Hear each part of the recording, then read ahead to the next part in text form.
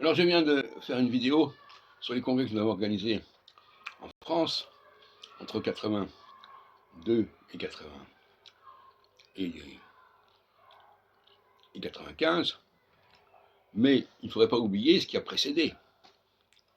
Nous avons organisé en 1981 un congrès à Londres et un autre à Bruxelles, un an plus tôt, créant la première fédération française des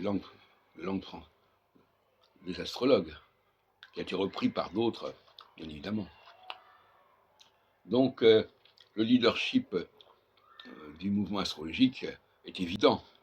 Au niveau provincial, le NOB n'a organisé aucun congrès en province.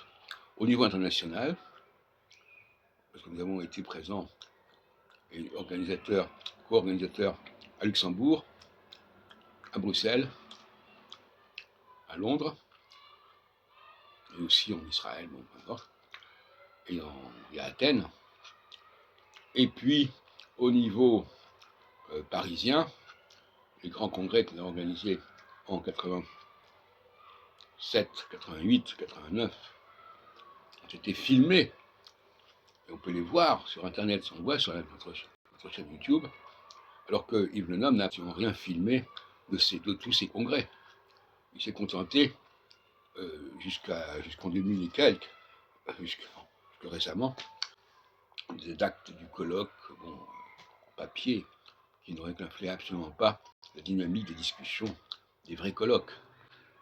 Et par conséquent, nous avons là un tigre de papier, mais on essaie de nous matraquer la réussite de ce colloque du 7 mars 2026, alors qu'il ne fait absolument pas, il n'est absolument pas à la hauteur du colloque de 2004, auquel d'ailleurs Yves Le Noble a été invité à participer, et auquel il a participé.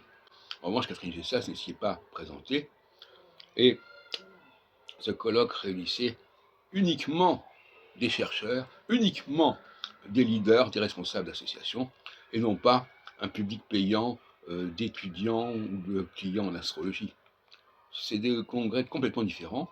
Et d'une certaine manière, je dirais que les congrès que j'organise sont les congrès masculins, et les congrès que sont organisés par Yves Le Noble et Catherine Gessas sont les congrès féminins. Les critères ne sont pas les mêmes, les références ne sont pas les mêmes. Je dis ça simplement pour éviter les confusions, éviter les contrefaçons.